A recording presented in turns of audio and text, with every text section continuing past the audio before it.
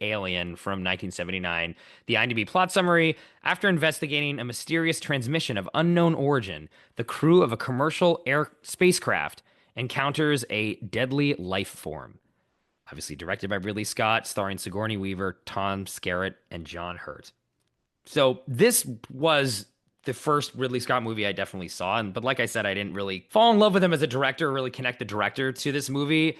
But I loved this film from the first time I saw it. Very similar situation to you in the sense of I saw it in high school on VHS, not on a DVD. So the VHS was kind of Mm. not the best quality, and it added to the atmosphere. And this is also a movie that growing up, adults would always say, "Oh, this is like a scary movie. It's such a scary movie." And you hear that, but, "Oh, The Exorcist is scary, or Psycho is scary, whatever. Alien is scary," is always in there. And this movie was scarier than it was in my head. Like sometimes you hear that and then you watch it like, "Oh, this is what people were like freaking out about." Like, come Right. on, like it's not really that scary. This movie to me terrified me when I first saw it, and still to this day when I watch it, it's still just so terrifying in terms of the atmosphere that Ridley's able to create here. And I really do think that is what really sets this movie apart in terms of horror sci-fi. I mean, Ridley takes this idea that George Lucas kind of created in Star Wars of a dirty lived-in future and makes it scary. Like the spacecraft is gross and old and slimy, and the camera slowly kind of moves. So I mean, I love the opening of this movie where Hmm. a lot of it's just establishing shots of the spacecraft, and nothing is there, but you're like, is there going to be something there? And then later on, obviously something is, because it's the alien is there. But the way that he establishes this world as being this lived-in place that feels very real because of that. It's not like a shiny, beautiful future where there's this alien there. You feel more terrified because it feels more real for some reason. I Hmm. mean, this is his amazing production design and atmosphere that he's able to do at work in this movie. And again, the slow build that he does to the alien. The alien's not right there in the beginning. You don't really know kind of what's going to happen in this movie. That the crew of the ship doesn't even really know what's going on. Then he's able to heighten up the tension slowly, slowly, slowly until obviously there's the big reveal of the alien. And I think just one shout out to a specific scene that always gets me, and then kind of hear your thoughts in this film was in the first time the facehugger alien just jumps out of the egg and jumps on a John Hurt space helmet. It's sudden. It happens immediately, and then the camera quickly cuts to outside of the spacecraft, and it's like doesn't dwell on this at all. It's like quickly, it does not sting to the score or like horrifying moment. You don't hold on that and see him struggle with the creature. It just immediately cuts outside of this slow shot where it pans away from the spacecraft that they're in, and it just even more terrifying. It's like, wait, what just happened? I didn't, you're left with this feeling of like, okay, what's going on? What was that? All these questions, and that it's the uncertainty that is terrifying. And Scott just does such an amazing job with that and throughout this entire film. But that scene gets me every single time. I mean, I think this movie is one of the best movies ever made.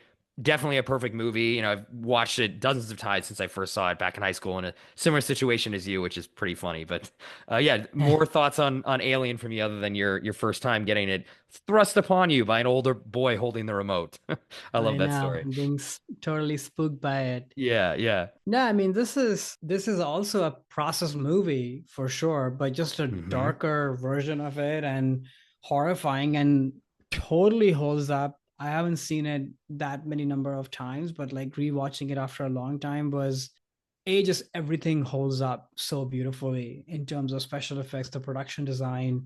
But like you were saying, like the slow buildup of dread that's built from the very beginning, and then all the moments that happen that are meant to shock you, they really pay off in a big way. For me, it's the moment in when John Hurt is seemingly fine and they're all sort of having whatever dinner or Hmm. whatever, and then the alien just starts to come out of him. Yeah. It's not so much of a surprise, but it still gets me because it's just you're fooled into believing that things are okay now. I don't know why I think that. Of course, it's the middle of the movie; things are not okay, but but the way it's handled is just so masterful. I think what you were saying earlier made me think of this. This is another Ridley thing, other than the head chop, is this like very gross, grotesque, horrifying thing that happens in a very quick time frame. You have the Prometheus bird scene, you have Matt Damon, removing the glass, something like this very squeamish and gross, but it's done in a way that's just so sudden and not much is lingered and dwelled on, which makes his impact even stronger. And he's like a master of that. He does this over and over again, that it just comes out of nowhere and it's just so impactful. And the same is true for all the establishing shots and the way the spacecraft is shot, that I didn't feel an inch of sort of vanity or like, oh, look how beautiful, look how amazing, though grimy and grungy, the production design of the movie. It just didn't feel indulgent to me.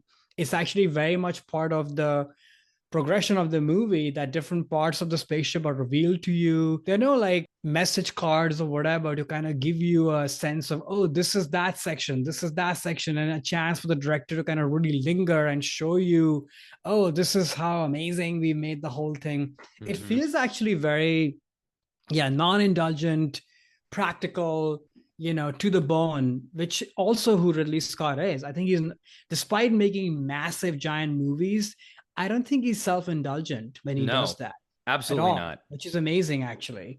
And then through the process of it all, once again, I think because the movie and the story lends itself, that an amazing character emerges. And I was blown away by Sigourney Weaver's performance in this movie from the first shot. Even when she's not saying much, just her sense of like something is off, or she's not given the authority that she deserves or wants. Hmm. People are making bad choices, bad decisions. Although I don't know why we're after the cat. I just don't understand that. Amidst all the stuff, like I would leave the cat. I kept Oh, yelling to the screen, leave the cat, go. you got to take something with you. There's I got to be don't know. something to protect. There's some things in the movie which sort of to me feel like they were done for like shock effect, Mm. like the cat with Harry Dean Stanton, all of Oh, that, oh, or that like scene. the other woman who's like Lambert, who like freezes. I'm like, you probably went through space training, so you're not just an average Jane. It's an alien. Run! Why are you there? Fair.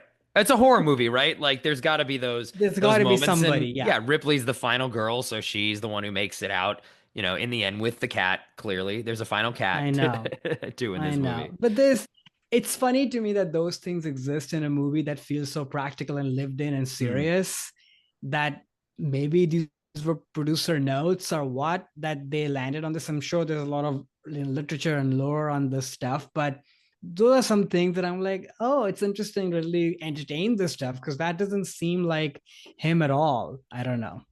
Yeah, I think it's the horror, just classic horror elements that are placed Yeah, but inside of when this is he sci-fi abided trope. by any of that? He just does what he wants to do. At least, or maybe he was younger then, Right, perhaps. right. Yeah, And this was the only real sort of horror movie. I mean, this isn't true, fully horror, it's sci-fi horror, but the only times he really tackled this true. this genre, which is interesting, just again that I think he could lend himself easily to horror.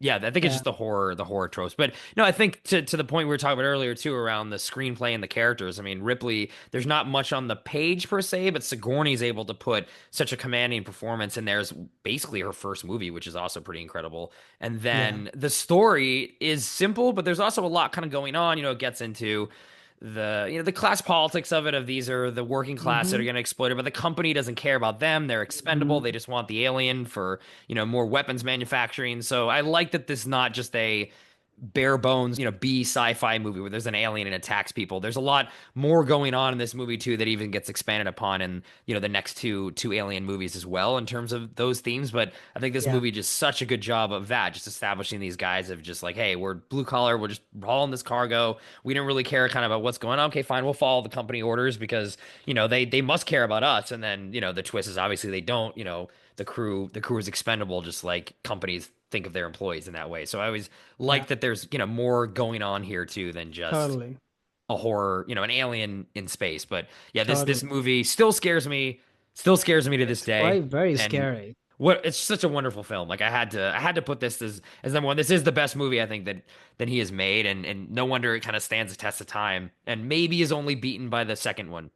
I go back and forth between which movie is better, but they're both so good in such different ways. Different ways, totally. Yeah. It's genre defining. You don't Hmm. have modern day horror. Not that I'm any horror expert, but whenever I can sort of see that all these movies are in dialogue with this movie. And I kept thinking about 2001. How could you not, right? When you watch a epic science fiction movie. And it's interesting to see like how Ridley Scott kind of stands up to Kubrick in his own way, Hmm. like this is not an imitation of that at all. Like it has its own stuff on its mind, like you said, but also in the visual rendering of how things are shown, it feels very singular actually. And Agreed. its tonality, he could have easily, not easily, because it's hard to copy someone like Kubrick, but he could have gone that route. But it really shows like Ridley's always had conviction in himself.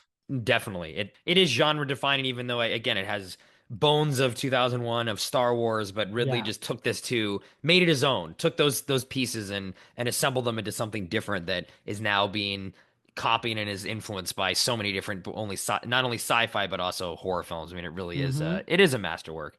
That's why it had to be my masterpiece. Hi there, it's Alex.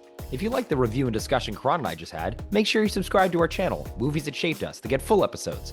Every other Wednesday, Karan and I review a new release and then discuss 6 other movies made by that film's actor or director and how they shaped us. Subscribe right now or follow our podcast on Spotify or Apple Podcasts via the link in the description below. Hope you join us for the journey.